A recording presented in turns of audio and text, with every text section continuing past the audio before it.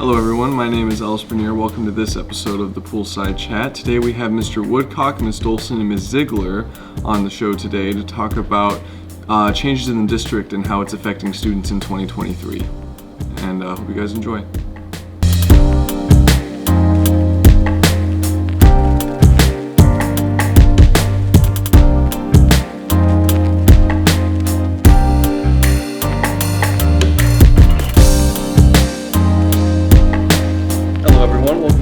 Episode of the Poolside Chat. Today I am with my three guests right here. If you guys wouldn't mind introducing yourselves.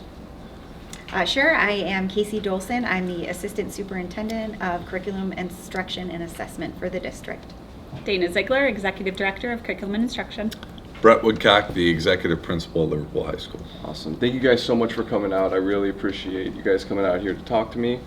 And so I just got a couple questions for you guys. So with the COVID school years, we can all agree that it was very rough on everyone.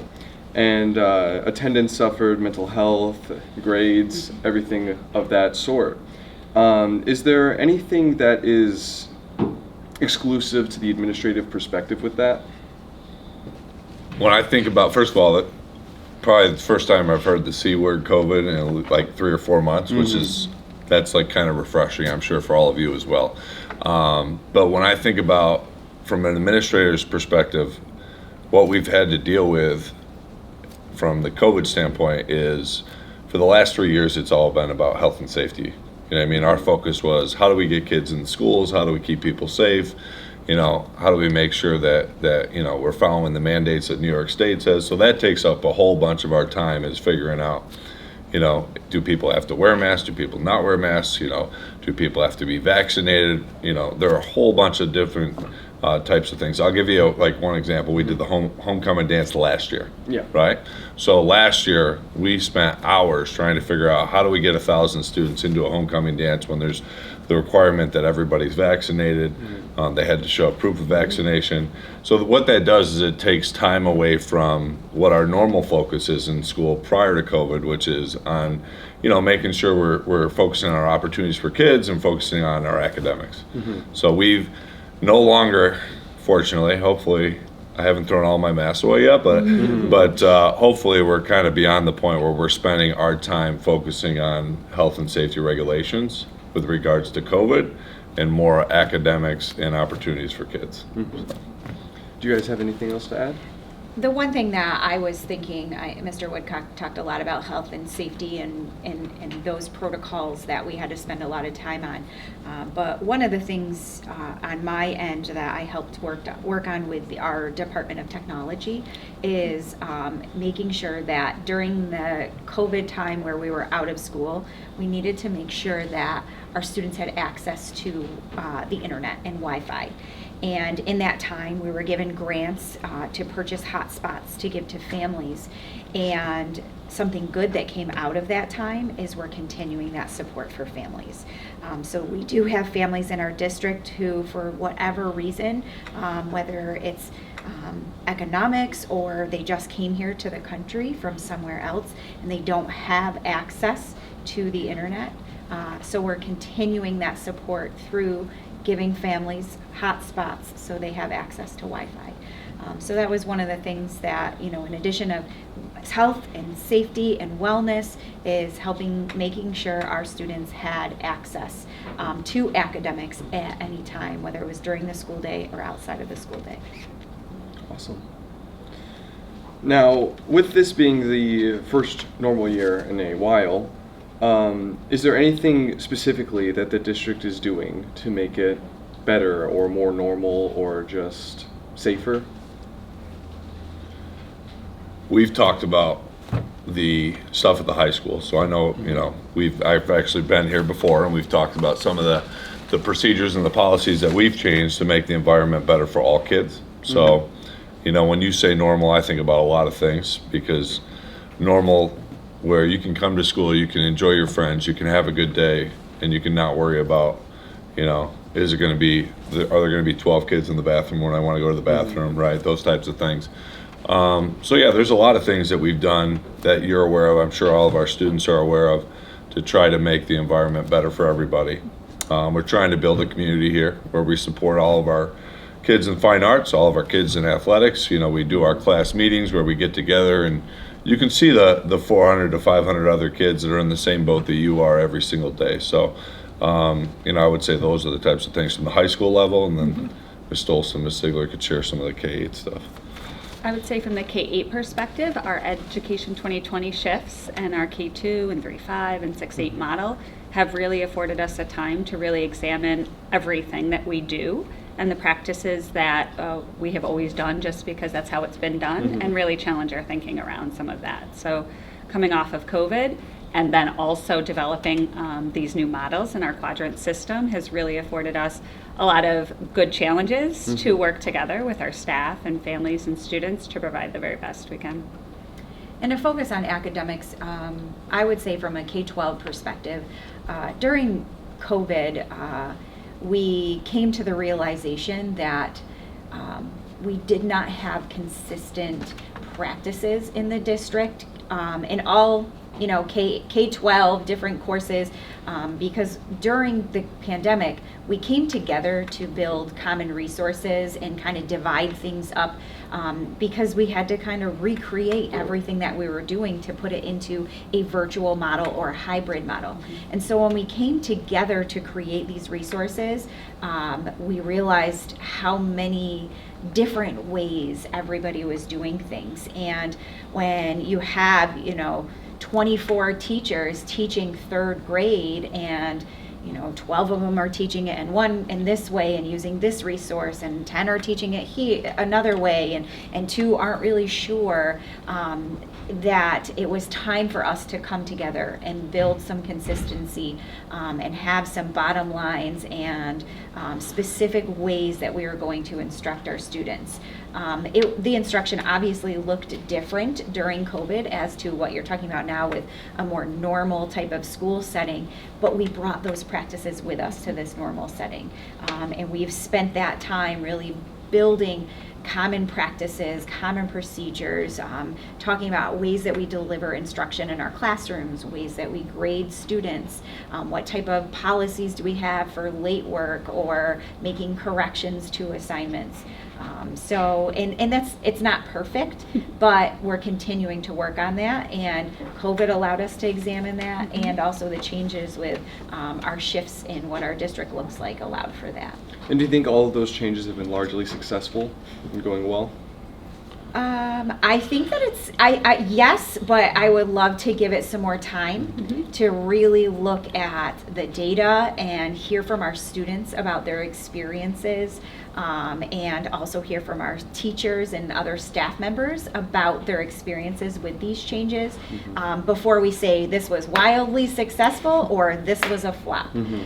So I feel like we still need to give ourselves a little bit of time. The high school made a shift before the whole district in terms of changing from the 9th grade annex into a 9-12 high school.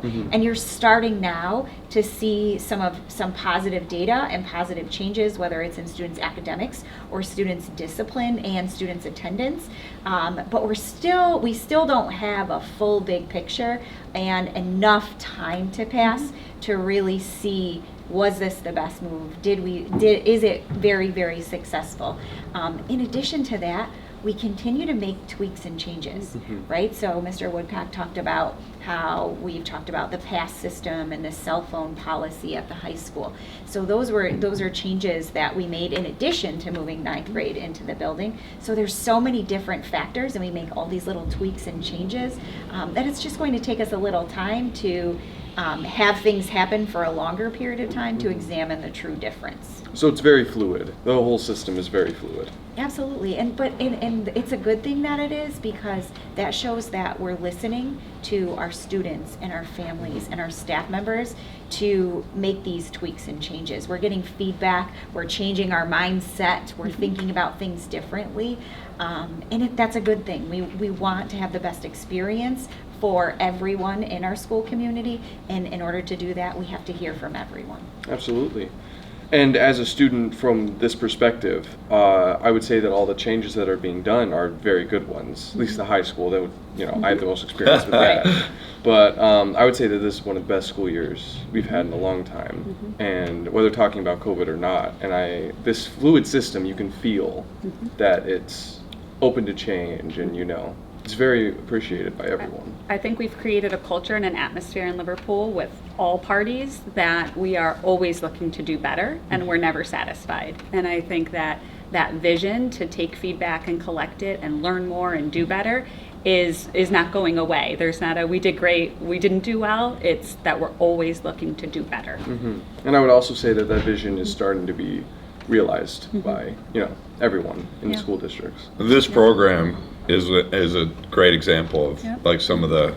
So there was a vision for this program, Mr. Nicholas's course, years ago, right? And there's a lot of work that went into getting to this point. And there are other opportunities we're looking to create for students with different interests over the next few years that we think, when you come back and visit in 5 years, what it's going to look like over here at Wetzel Road is going to be, it's going to be an eye opener for you, because we're going to have opportunities in, we're going to have opportunities in business. You mentioned you wanted to go to business at OCC. We're going to have opportunities in child development, in culinary, and drone and robotics. There's going to be a lot of things. So, our goal is to say, hey, if I have an interest in this area as a student, you have an opportunity to take advantage of that at Liverpool High School in the district. So, absolutely.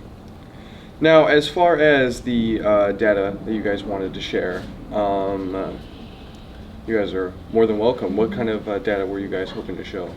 Well, I think there's a couple things here when thinking about our data. We have the perspective of what was our data like pre-COVID, what was our data like during COVID, and now where are we at? And as we reflect on that, it's, we're in a similar place to where we were pre-COVID. But during that time, not only did we experience learning loss and changes in instruction and getting everybody back, as Mr. Woodcock mentioned, we really, during that time of COVID, focused on health and safety of our students. And then coming back from COVID, it turned, and we were able to have more of an academic shift.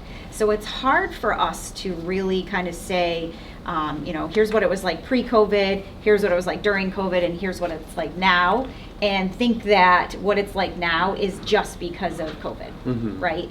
And so, during that time, we need to think about the systems that we've put in place. As I mentioned before, we found out during COVID that we were in different places and instruction looked different and we had different practices, and that was something we responded to, and we made a shift.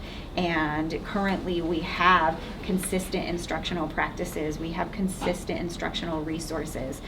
We're working on building time for teachers to collaborate and work together, and making sure that we are offering our students very similar experiences in academics and having those common practices, so that we can work together and identify what's working best for our students, and everybody engaging in those best practices.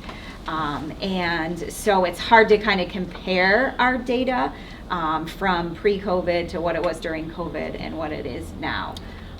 Another piece I just thinking about and reflecting on our data that I'm proud of for our district is that although our students did experience learning loss during that time and missed some academic skills and maybe fell a little bit behind, some of our data we're able to compare nationally, and for example our math data, and one of the things that we noticed and found through the data is that our students didn't experience as big of a learning loss as students in other parts of our nation. And I think that was largely due to the fact that we had devices for all of our students. There were several districts who didn't have one-to-one devices. We did. We had devices for all of our students. We were able to quickly secure funding to get hotspots and Wi-Fi for our families who didn't have that. And our teachers were able to respond quickly to connect with students outside of the school building through the use of Google Classrooms that they already had set up. And then of course the support of our families Our families in the district wanted our students to continue their learning and to build a structure and routine, even if it was at home or in that hybrid model that we had where, we're home one days and in school the others. Our families wanted our students to have a consistent schedule and routine where they were still engaging in school. And all of that really helped us continue on in our academics, and we did not thankfully experience as much of a learning loss as other areas of our country. I can piggyback on some of that. With K-12 literacy, we are really excited about the steps we've put in place with our literacy programs, with the systems and data analysis, and our Vision K-12. Our staff has worked super hard along with our kids in really showing some great growth from fall to winter. And we're looking at very consistent data, K-12, and building teacher capacity with the science of reading, and tons of supports from our instructional coaches and our reading teachers. So from the building level administration to our teachers to the systems, like we're all moving in the same direction based on the science of reading. And we're really excited with the beginnings of growth in our data. It will take us a few more years to really see the impact in that. But we will, and we're all excited about the vision and the supports that we have from kindergarten to, the high school with some of the pieces that our staff is tackling. Absolutely. And at the high school, so every quarter, I kind of learned this from Mr. Broody. So we sit down and we review a whole bunch of data, including, how our course failure rate is going, which means any student that fails one or more courses, I basically identify how many kids there are at each grade level in that regard to kind of track to see how we're doing academically. We also track discipline data, how many referrals that we have, how many are related to cell phones, because you talked about, I think the feeling that the consensus is it feels better here, right? Oh yeah. The data supports that. So the numbers show that we've had, fewer altercations with students, right? So I think most people have felt that, right, compared to years past. And then the questions I have, we implemented a new cell phone policy, how is it working? And what the data shows is the number of students that are abiding by the cell phone rules is awesome. You know what I mean? It's there are very few students that get to the point where their parent has to come pick up the phone at the end. Yeah. So those are things that we're really tracking to make sure that the data shows what we think it shows with our feelings. And one of the big numbers that we were certainly concerned about 12 months ago was the number of students failing post-COVID. And that number has started to, as Ms. Dolson said, return to quote-unquote normal prior to COVID. And now we're starting to try to figure out, our attendance data has not rebounded. So we're looking at how do we get kids, back in schools, in class, in seats, because obviously it's very difficult to be successful if you're not in the classroom. So, those are the things that we spend time every quarter, we also surveyed our staff and our students. So I had 300 and change students respond to our survey in the fall. And, what seems to be working well, what suggestions do you have for improvement? I read all 300 of them. It took me a few hours, but I went through and I read them all. And, that's data to support that, things are going well, and then people say, Mr. Woodcock, can you fix the food in the cafeteria? Can you do that? Yeah. So we listen to those things. I call Miss Marchbanks on the phone, and I say, hey, and Miss Marchbanks came over, and she gave all our students she did a little survey with our kids. So those types of things are really helpful. We did the same thing with our teachers at the high school. We'll probably do it again at the end of the year, hopefully get a few more kids to participate, but those are all things that we spend time tracking to make sure that, it's not just a good feel, but we're actually making a difference. So the students and everything obviously are responding very well to all the changes. How are the teachers and staff members doing with all of these changes? Are they happy with them, enjoying them? So at the high school level, so when I read through their surveys, they're very similar to students. So I think that most have been able to recognize that. Our staff, I would say to our students, are concerned about our attendance rate, and how do we get kids back in school. Yeah. So that's something we're really focused on the next few months and leading that up. Mr. Michaelenko is working with the team here at the high school to say, okay, how do we get to these kids that are really struggling getting to school every day? And there's a whole bunch of reasons that students struggle to get to school, but it's definitely a concern that we have. So I would say our staff is is feeling good about the focus level within the classroom. You know, the kids are less distracted, which students themselves admitted that they are less distracted Yes. without their phones. But you know, our staff is certainly concerned that our kids are not returning at the rate we would hope. So that's something we're going to focus on. Absolutely. And I would say from the K-8 perspective, you know, the high school went through a change a couple years ago with moving the ninth graders in, and you know, that was a hard change. It was hard for, really hard for our staff members, our teachers who were at the annex for so many years, and then they had to come to the high school, and the high school worked very hard to build a climate that welcomed everybody and made the teachers from the ninth grade building feel like they were now part of a new community. And I also think with all the different changes that the high school made in that time, it was a new community. Things were different, and everybody in some sense of the word experienced change. But change is hard. So right now at the high school, things are better because we've already experienced a major change. And now the changes that we're making are changes that are from feedback or things that we can do a little bit differently. And the changes aren't as harsh, I could say. Yeah. So things are good at the high school, and that's what the feedback is saying.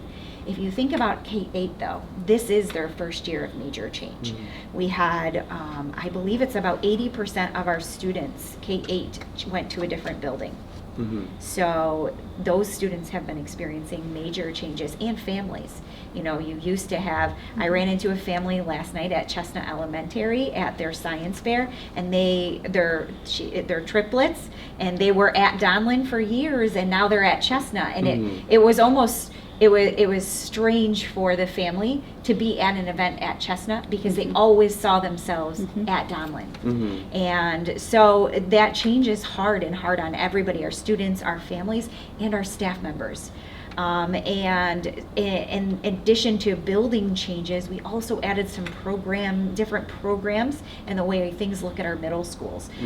So we put health is now in 6th, 7th, and 8th grade when it was just 7th grade, and same for tech and different other courses. We kind of shifted things up. So before this big change, some of our teachers only taught 7th graders, and in one semester, and then in the next semester they taught 8th graders. And now in one semester, they're teaching 6th graders, 7th graders, 8th graders, and we added the elective opportunities for our students. So then you have a teacher now also teaching an additional elective. And that's tough. That's hard for our teachers to, you know, make a big change and shift in their instruction. They had to do entirely different unit plans and lesson plans and take some of their content that, you know, perhaps it was something that they taught to 8th grade and they now are going to teach it to 6th graders. So they had to make a shift. The developmental abilities of a 6th grader or developmental knowledge of a 6th grader is very different than an 8th grader, and especially if you think in a content area like health. So we really had to make some changes and adjustments, and we're in that first year. But what we learned from the high school is that it's important to get people's feedback and their perspective and make these tweaks and changes. So in this first year, it's tough, and we're all trying to work through it together, but the best part about it is we're also working on hearing from everybody on what are some things that we could do a little bit differently, what are some of the tweaks or changes that we can make to make this work a little bit better.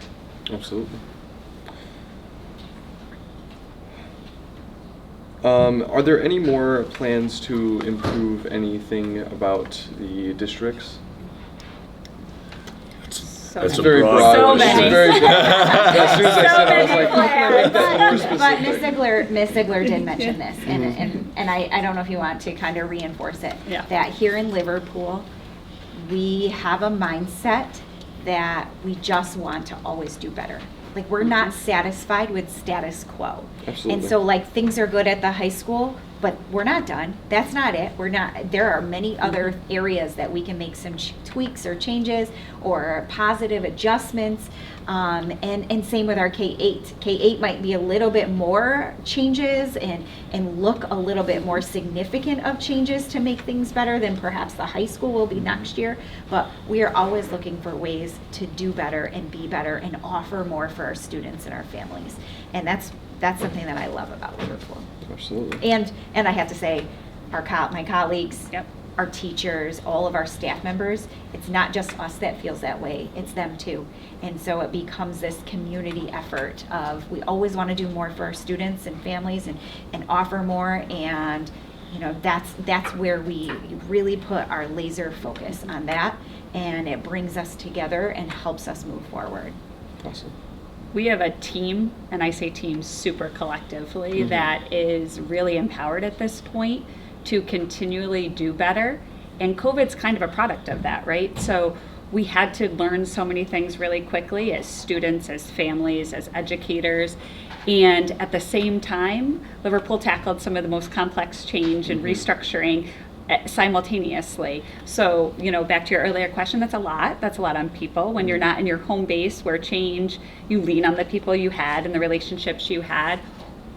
But that's how the future's going. And we're aware of that's how the future's going, and we're always evolving, but we're evolving in a mindset because we care so much about the pride of Liverpool and providing our kids and families with the very best opportunities for their future, that we are challenging every little corner of practices to do better. And I think the power is in the team that's been created. And I say team again as our students, our families, our teachers, our administrative team. We are working collectively for the best for our kids. Absolutely. So. And the one thing I would add to that is it's extremely challenging for us to be coming together to work as a team.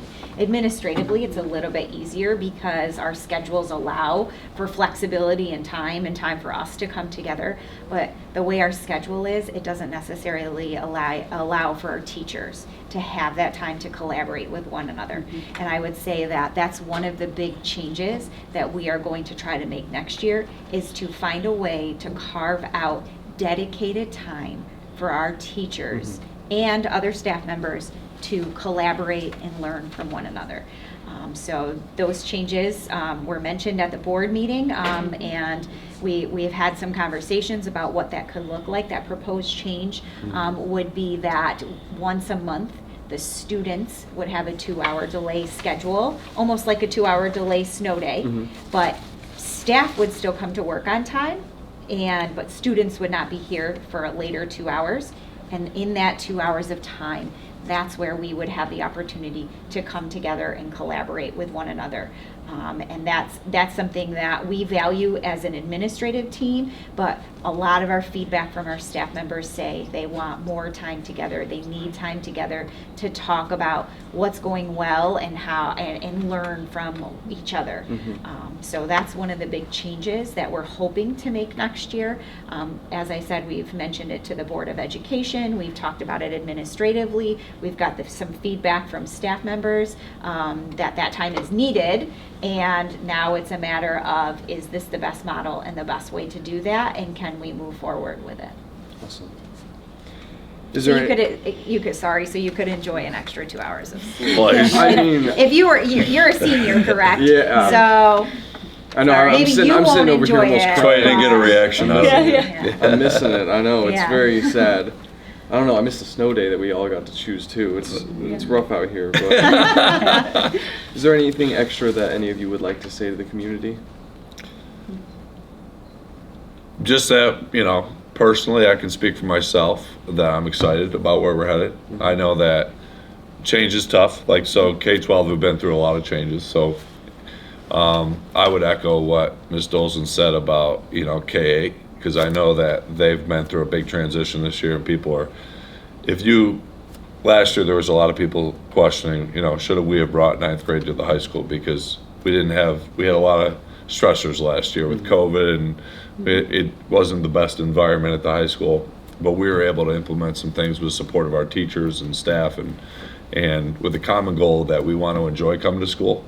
And with teachers, I say with common goal with teachers and students, everyone wants to enjoy their experience. So I would say hopefully, our hope is that next year that'll be a K-12 feeling, and then we can focus on the opportunities that we have. So we've got, I keep stressing the fact that kids in middle school are going to start to get to experience different things that you didn't get to experience. And the rest of our students here at the high school didn't get to experience in middle level. The goal being they can identify some areas that they really enjoy and take some of those classes, because we have, over 100 courses at the high school that we offer to students. Oh, yeah. So that's something I'm looking forward to. Absolutely. I'm extremely excited to see where the system that we've created affords us the opportunity to really support early literacy and early math development with a fine focus, so that when kiddos get to the middle school level and take these electives, and we're in next year development of middle school electives in the B cycle, so more opportunities are being developed for our middle school students, which are feeding directly into more programs at the high school. This pathway that we've created from K-12 is only going to continue to shine, and it's really exciting as an alumni, as a parent in the district, as a community member. We are doing really hard work, but the right work, so it's exciting. Absolutely. All right. Well, I want to thank you guys again so much for coming out. Really appreciate it, and thank you guys for sharing all this information with everyone. Thank you. Thank you, Alice. Thank you. Cut. Cut.